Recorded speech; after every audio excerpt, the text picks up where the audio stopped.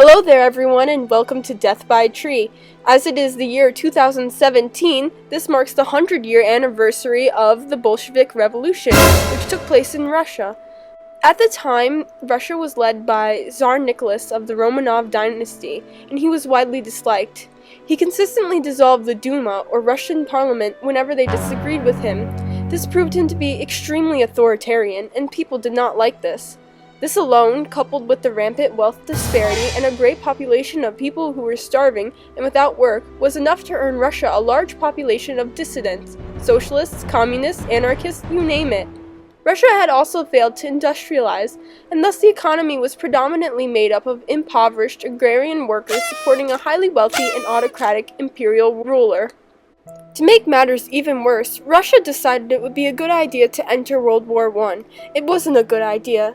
As they were technologically and militaristically inferior to Germany, Russia faced death and despair throughout the war. To compensate for their inadvanced warfare, they decided they needed more manpower.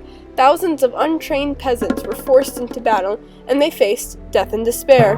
The peasants who survived felt cheated by a system that once again invalidated their rights and existence. Come February 1917, the proletariat would rise to conquer the authoritarian roots of their government. Crowds of the famished, the striking workers, the ravenous protesters took to the streets of what is today St. Petersburg and created one big old mess. A few days later was International Women's Day, so a furious woman entered the fray to renounce the Tsarist regime. An impending snowstorm caused a food shortage, and the government's solution was to ration out the limited food. The women were furious, as well as the other protesters. Government troops entered the scene and even opened fire on the protesters, allowing this tenacious revolution to burgeon out of control. After days of chaos, Tsar Nicholas abdicated his throne, and as his brother refused power, the Romanov dynasty was effectively ended. The Duma, or parliament, was now in power, and they formed a provisional or temporary government with the Petrograd Soviets. As the Petrograd Soviets controlled the industry and the workers, it was much more powerful. During the time of the provisional government, there were many strikes, uprisings, and social unrest. The president of the provisional government, Kerensky, was disliked after the Komilov affair, in which public approval turned against him. In the July days, attempts to attack against Kerensky and his power were made, thus prompting heavy punitive measures against the Bolsheviks.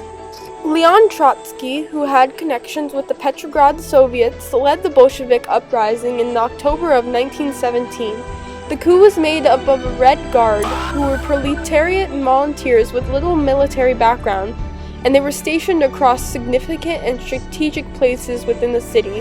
The provisional government was unable to resist their protests, and power was taken over by Vladimir Lenin, who announced his control over all of Russia. Overall, the coup was relatively bloodless and entirely successful, yet the Soviets dramatized their experience throughout propaganda and their new art style known as Soviet realism, in order to gain public support and admiration. Overall, Lenin and subsequent leaders led the Soviets, or the USSR, with a highly authoritarian and terrible regime that would later end. So that's good. So there you guys go. That's basically what the Bolshevik Revolution was. Have a nice day!